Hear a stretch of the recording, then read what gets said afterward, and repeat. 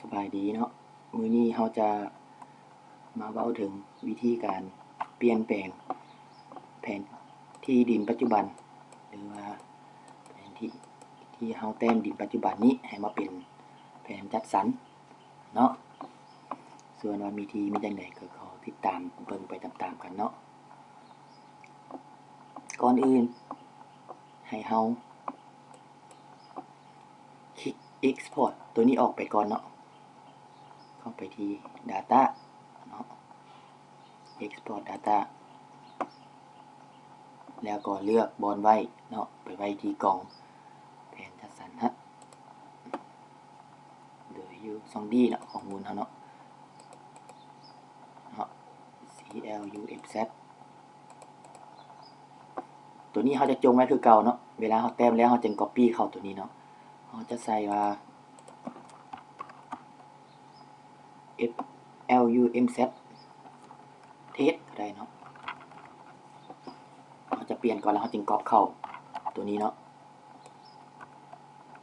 แล้วก็คลิก Save แล้วก็โอเคมันจะถามว่าต้องการแอดเข้ามาหรือบ่เขาก็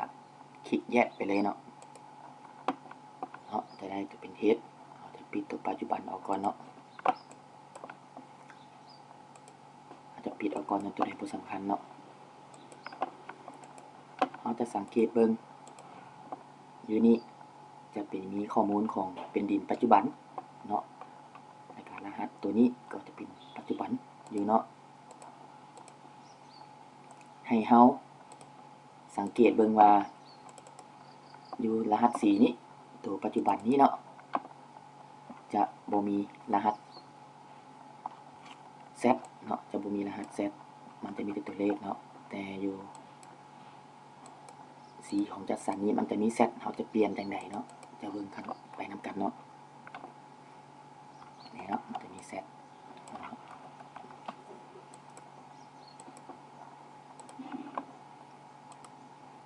หลังจากนั้น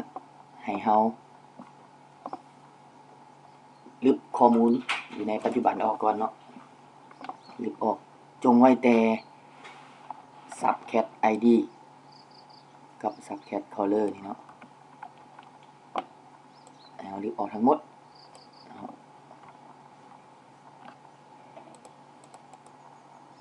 ที่ครัวใส่หัวมันแล้วก็ delete ออกไปเลยเนาะมันจะถามว่าต้องการลึบบ่เฮากดว่า yes เนาะ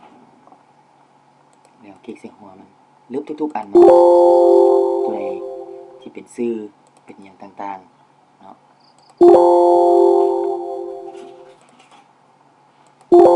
ลึบออกไปเลย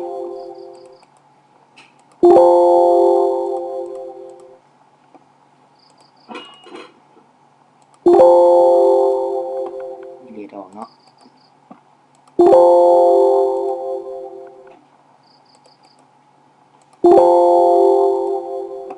เขาจะจงไว้แต่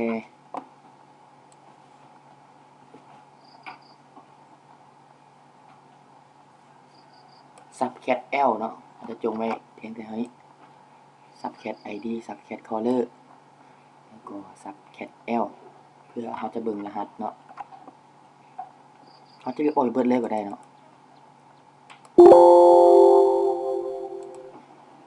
จงไว้ใน subcat id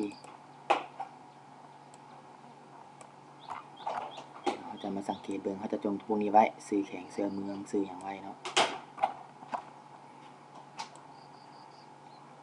แล้วก็ตัวนี้ซื้อเพื่อเขาจะไปเปลี่ยนว่าทางเบต้งทางตัวอย่างนี้ของรหัส C ของตัวจัดสรรนี้มันจะมีอย่างแน่เนาะ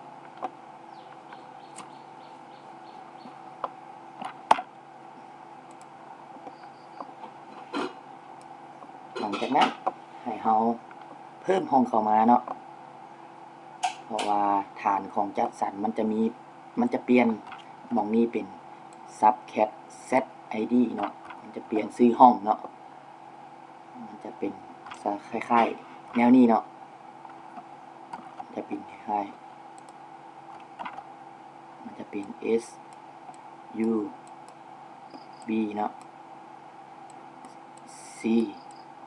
A แล้วก็ Z ขีด ID เนาะ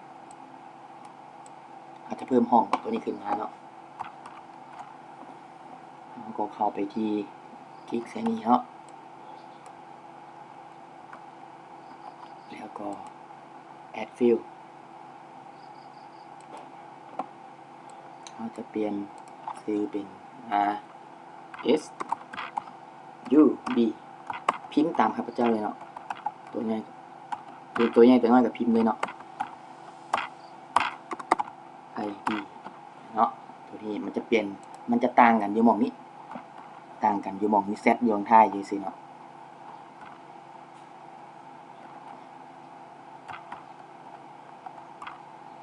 ให้เปลี่ยนตัวนี้เป็นล่องเนาะแล้วก็โอเคเนาะจะได้ subcat set id ก็เป็นล่อง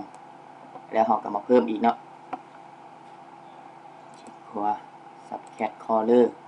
subcat set id color เนาะ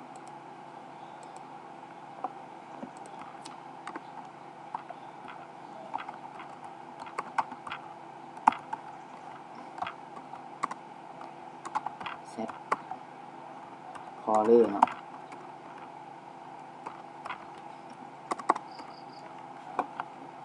ตัวนี้ให้สังเกตเบิ่งว่าให้เป็น text เนาะ color เนาะสีเนาะห้องสีเนาะจะสังเกตเบิ่งให้มันเรียนอักษรเนาะแต่น้อยหาใหญ่จะเรียนให้บัดนี้เราก็มาใส่รหัสได้เลยเนาะโดยเบิ่งที่รหัสสีเนาะ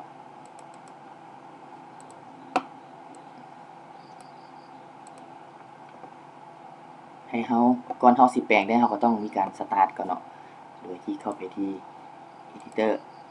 สตาร์ทแปลง sub f l u m z test นี่เนาะ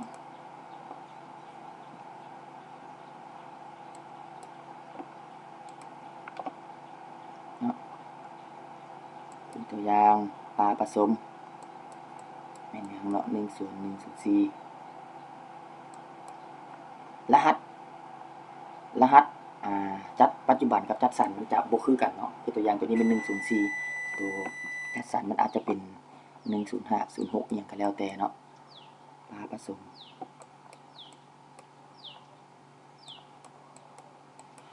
เราจะสังเกตเบิ่งเนาะตัวใดเป็นปลาผสมตัวใดเป็นปลาเมื่อเวลาเปลี่ยนผินจัดสรรแล้วเราอาจจะใส่ว่าตัวนี้ปลาผสมไม้ปองเขาอาจจะเป็น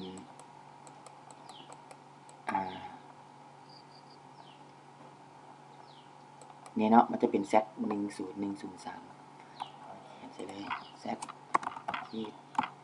10103เนาะ color ก็ไปเหมือนกันเนาะ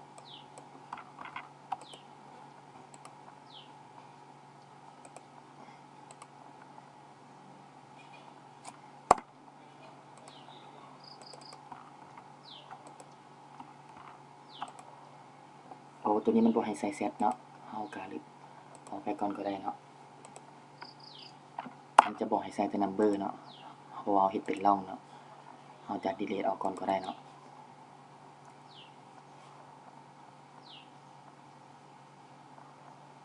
สต็อปก่อนเนาะ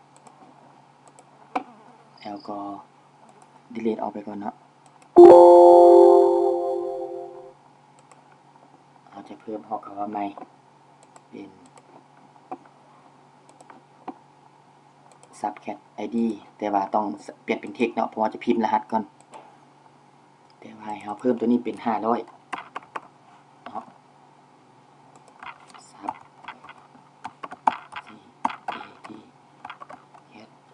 z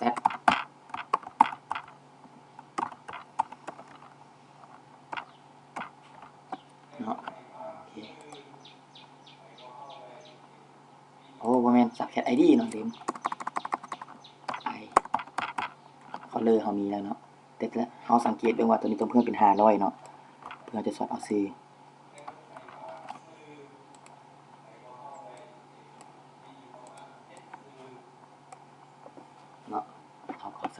แปลงได้เลยเนาะ Editor Start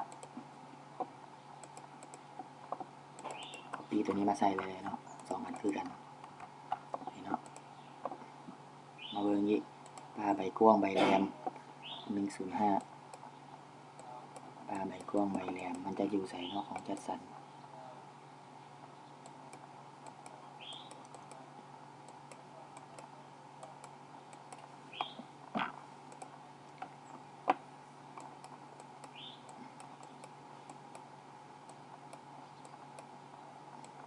จะเฮ็ดเป็น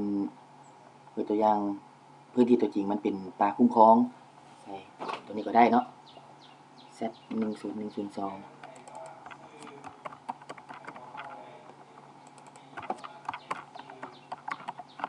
เนาะปลาเรียบแคมน้ำก็มาเบิ่งเนาะปลาเรียบแคมน้ำอยู่จัดสรรนี่แม่นยังนี่เนาะ Z10302 Z10302 copy ไปก็ได้เนาะ Ctrl C Ctrl V ธรรมดาปลาผสมมีหวายตัวอย่างปลาผสม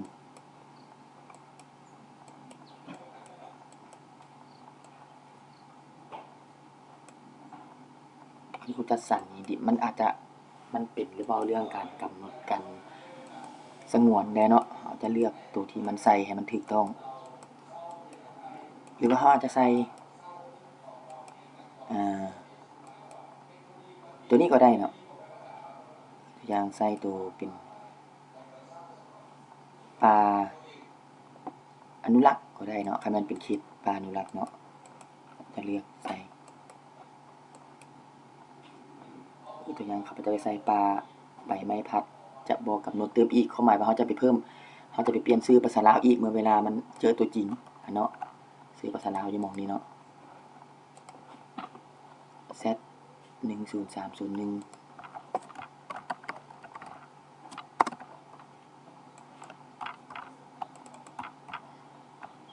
คืออย่างปลาบ่ติดหนาสังเกตเป็นปลาบ่ติดหนาปลาบ่ติดหนานี่เขาอาจจะใส่เป็นปลาอนุรักษ์ของบ้านก็ได้เนาะเขาจะกำหนดหน่อยเป็นปลาอนุรักษ์เนาะ Z10201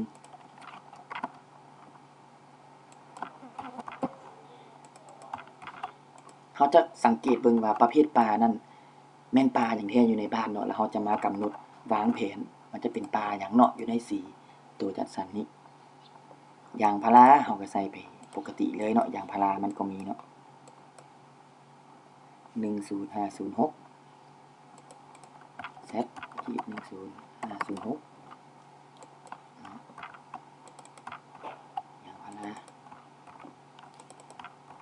พื้นที่นาปีหมดเนาะ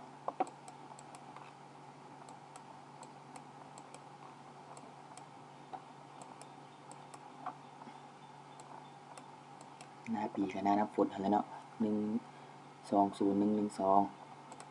Z-20112ตื่มแต่ Z ซื่อๆเนาะรหัสก็อยากคล้ายๆกันแต่บางตัวมันก็อาจจะต่างกันหน่อยนึง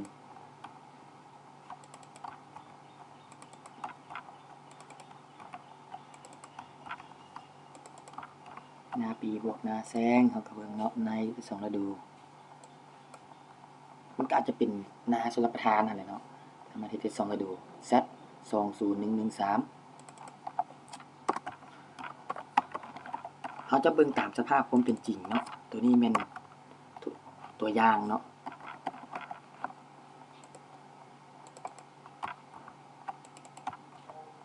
ชื่อภาษาลาวนี่เราสามารถเปลี่ยนได้เนาะคันตัวอย่างบ่แม่นเป็นพื้นที่นาที่พวกนาแซงเขาจะเปลี่ยนว่าตัวอย่างนี้เป็นนาตอนดินนี้เป็นนาอันนี้ของชลประทานบ่เฮ็ดได้แล้วแต่เนาะภาษาลาวแต่ว่าภาษาอังกฤษนี่มันจะมีชื่อของมันเนาะอยู่ทางเทิงเนาะมันจะมีชื่อเฉพาะมันภาษาอังกฤษเนาะเรื่องปลา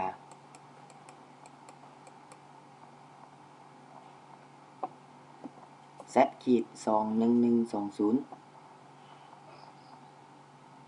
z ขีด21120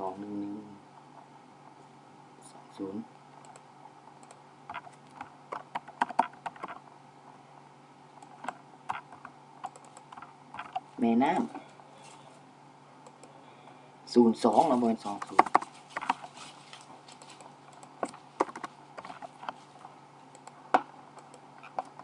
แม่น้ำเขาก็มาเบิ่งแต่นี่เป็นแม่น้ำเนาะมันจะมีแม่น้ำกับสายห้วยเนาะเมื่อเวลาจัดสรรแล้วโตปัจจุบันมันจะบ่มีสายห้วยมันจะมีแต่แม่น้ำอย่างเดียวเนาะ Z 30102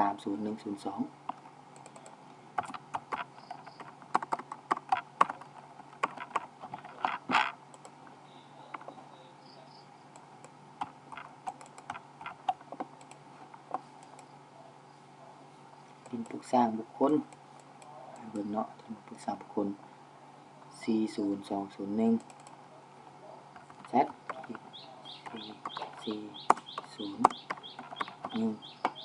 copy ไปเลยก็ได้เนาะ copy ไปวางใส่รถเป็นดินปลูกสร้างบุคคลเนาะ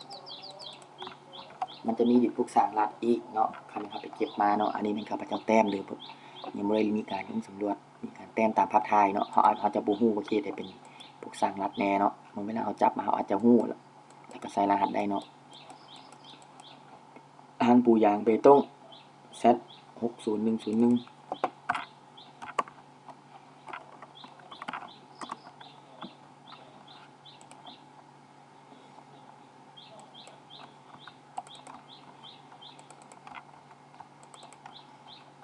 เนาะเมื่อแล้วเฮาก็เซฟเนาะถึงมาแล้วก็สต็อปให้เฮาดีเลทออกเนาะเพราะว่าเฮาจะสอดเอาชื่อใหม่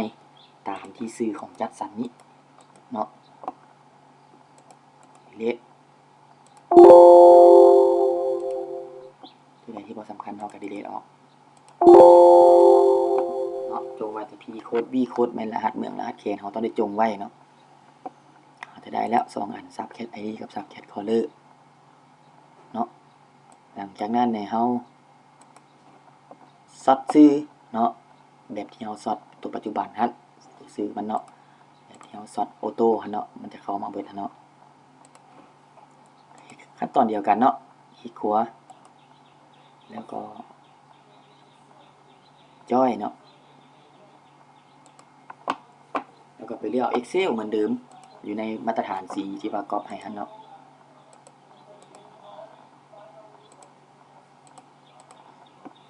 เนาะซื้อเวอร์ชัน55เปลี่ยนตัวนี้เป็น subcat id เนาะมันจะออโต้แล้วก็โอเคสังเกตเบิ่งมันจะออโต้อีกมันเนาะ subcat id อีกมันทานบ่ออโต้เฮาก็เปลี่ยนชื่อให้เป็น subcat id ได้เนาะเห็นเนาะมันจะเข้ามาเป็นของจัดสรรอันนี้ชื่อมันจะเข้ามาแล้วให้เฮา export ออกไป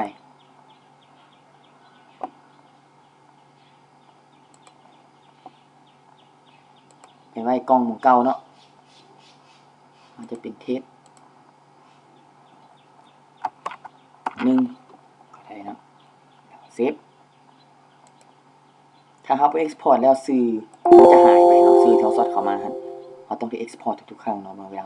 เฮาจอยชื่อแล้ว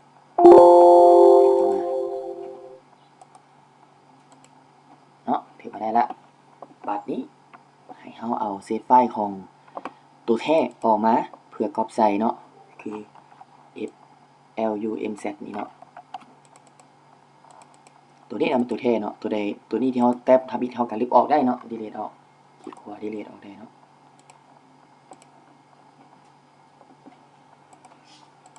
สังเกตเบิ่งเนาะมันจะมีชื่อ subcat z id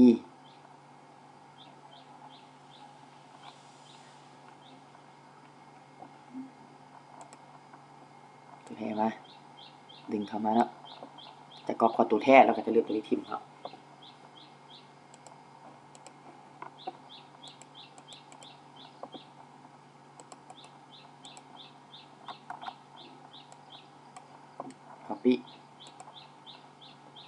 นาะเห็นแล้วก็พัด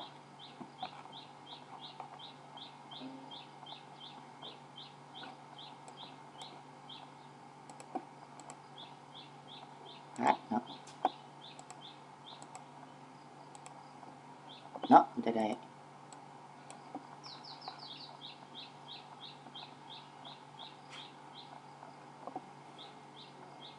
หรือว่าเฮาบ่ก๊อปก็ได้เนาะเฮาเปลี่ยนชื่อเลยก็ได้เนาะมันบ่เข้าเนาะตัวนี้เนาะความหมายว่ารหัสกับชื่อห้องอิหยังมันบ่มีคือกันมันจะบ่เข้าเนาะเฮาก็มีวิธีขั้นตอนง่ายๆมันมีหลายวิธีเนาะบ่ก๊อปเข้าก็ได้เนาะเฮา delete ตัวเก่าตัวที่เฮาสร้างทวิตออกตัวมาตรฐานออก